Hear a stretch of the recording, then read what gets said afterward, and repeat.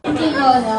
Pero yun po, once again po, amazing morning, mentors. And hello po sa mga lahat ng nanonood sa mga nagla-live ngayon. Amazing morning po. So, my name po is Mentor Luvien, and first time kong i-share yung aking testimony ngayon dito. And yan, konting background lang, a short background. Isa po akong licensed teacher and a former BPO employee. Pero po, ang reason kung bakit po ako napunta dito sa I Am Worldwide is because of my health concern na irregular menstruation. So, maybe some of you call it PCOS, pero kasi sa akin wala talaga siyang definite diagnosis. So, kung bakit, alam niyo po mga mens, dati kasi, parang normal na lang sa akin na lagi ako nagkakaroon for the whole month. 30 days. Yes po. Sa akin dati, sabi ko, okay lang. Baka okay lang yan, liliwas din, mawawala din. Iinom na lang ako ng gamot, tapos papalit na lang ulit ako ng pads. Pero, doon po ako nag-worry nung time na way back July last year na ano po siya, parang sobrang tumagal na, more than a month. So, kung kayo po, question ko po sa inyo, sa lahat po ng mga babae dito, more than a month na lagi kayong meron, hindi po ba kayo mag-worry? Worried na. And it's not the typical, yung menstruation na na-experience po ng mga kababaihan, na yung konti na lumalabas. Kasi sa akin po, meron po, mamaya, ipapakita ko sa inyo. So, ayun po, ganun po siya. Naging normal yan sa akin. And then, umabot sa time na nahihirapan ako tuwing pumapasok ako sa work.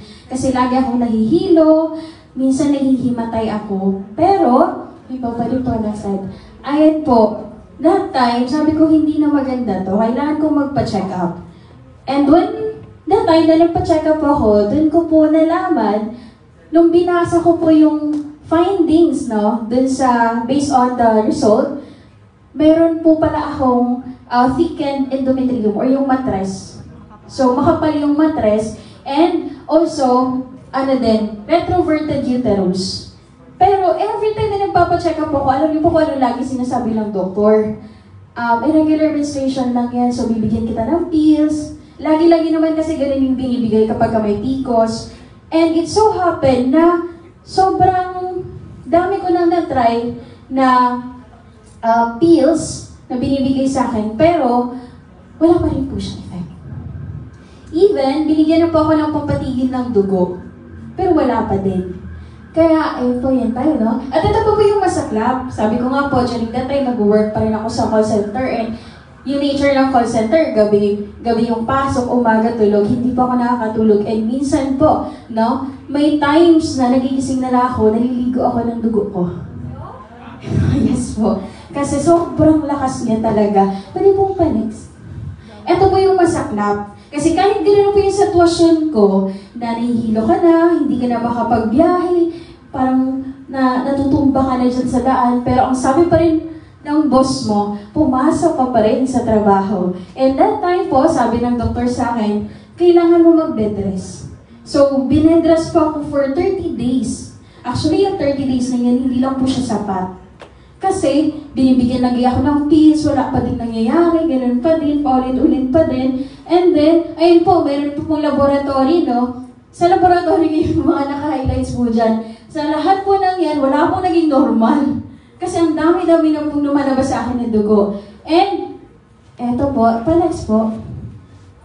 Yan. Dyan po, nung sabi kong, bakit ganun? Ang dami-dami ng pills na pinapatry, wala pa din nangyayari. Kinukulit ako ng mama ko. Kasi si mama ko yung unang nakapag-try talaga ng barley. And sabi niya, uminom ka na kasi nitong barley. Kasi, baka tulong to sa'yo. Sabi ko, ang pangit ng lasa, ano ba yan? So, ginawa ng mother ko, hinalo niya sa gatas. So, nung ininom ko yung gatas, sabi ko, bakit ganun ibang lasa? May halong barley. So, doon ako unang beses nakapag-try ng minom ng barley. And then, hindi pa rin ako sold out ng minom ng barley, ganyan. Hanggang sa one day, nagising po ako kasi parang sa situation ko na yun, nababahala na ako masyado. na baka ang dami na pumapasok, baka hindi ako makapabuntis in the future, ay mga ganun. Ang dami na pumapasok na negativity sa isip ko. And then, lagi nagpapakita tong Barley na to. Laging nakadisplay ko saan. Dinidisplay ng mama ko. And then, yun yung time na napag-isipan ko uminom. And yun nga, sabi ko dyan, 4 sachet pa lang po ng Barley, tumigil po yung menstruation ko. Sabi ko, ang galing! Sabi ko, pero po, eto po, pasintabi po sa next na slide, no? Kasi, sabi ko, 4 sachet pa lang, okay na, huminto. And yung goal ko lang dati, huminto lang talaga yung dugo. Pero hindi pala siya gano'n. Kasi po, next slide. Kasi nabi po sa lahat, no? Ayan, bumalik po siya. And that time, 3 months straight, isipin niyo po, laging ganyan yung nilalabas ko. And yung pads, yung normal pads, kahit yung long pads, hindi na po yun sasapat. Ang gamit ko po ay diaper. And even so, yung diaper, hindi po siya tumatagal ng buong araw.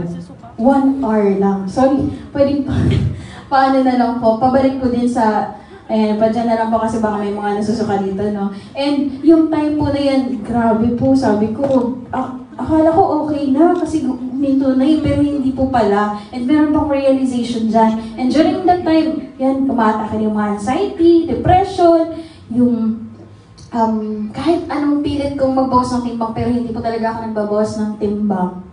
Napakahirap po. And ito, isa po yan sa mga nararanasan ng mga may mga hormonal imbalances or mga irregular menstruation. Kaya kung meron po kayong kakilala na mga ganyan, ano nyo lang po sila. Parang i-embrace nyo lang na ganun sila, tapos i-comfort nyo lang. And then, yun po, after continuous taking, sabi ko, syempre may nakita na akong resulta nung unang pag-take ko. 4 sachet pa lang tumigil na siya. And then, since dito na ako, training, doon ko nalaman na kailangan pala, ituloy-tuloy mo lang ang pag-take ng Barley. So, continue ko siyang tinitake habang lagi akong ganun yung situation ko for the whole 3 months. Actually, almost 4 months po siya na ganun. And then, unti-unti, every month, napapansin ko na nababawasan na ng days. Hanggang sa last May 2024 po. May 2024, napansin ko regular na siya. And up until now po, regular na po, 3 to 5 days na lang po akong dinadatnan. At hindi na po siya ganun yung nakita niyo yung picture kanina. So sabi ko, thank you so much. Kaya kung meron man isa na pinagpapasalamat ko talaga, it's the pure organic barley. Kasi yung struggle ko na sobrang tagal, ilang years na dinadala ko lang, na-correct na siya. At hindi lang yan po, kasi sabi ko nga, yung mother ko yung una nakapag-try, ang dami niya din po na testimony dito. Kasi for dialysis na dapat siya, wala man po ata sa slides, for dialysis na dapat siya, pero hindi na po natuloy yung dialysis niya. And then, yung vertigo niya po, naalis na din po. At saka yung, dati po, yung kamay niya po kasi, lagi pong, yung mga joints dito sa kamay, ang lalaki. Kung yung jolens, kung alam niyo po yung jolens, ganun po kalaki sa mga kamay niya. Pero, dahil sa barley po, na-correct po yan. Naging, normal na po yung kamay niya. So, yun lang po, i-share ko lang yung konting realization ko during the time na nagtitake ako ng Amazing Pure Organic Barley dahil sa aking sakit, no? Totoo pala yung complete process of healing. Hindi pala siya na pag dinate mo, isang sachet, 4 na sachet, okay na. Doon ko siya napatunayan yung complete process of healing. So sa lahat po ng mga nagtitake na wala pa po kayo nakikitang result, continue taking lang po ng ating Amazing Pure Organic Barley. So yun lang po.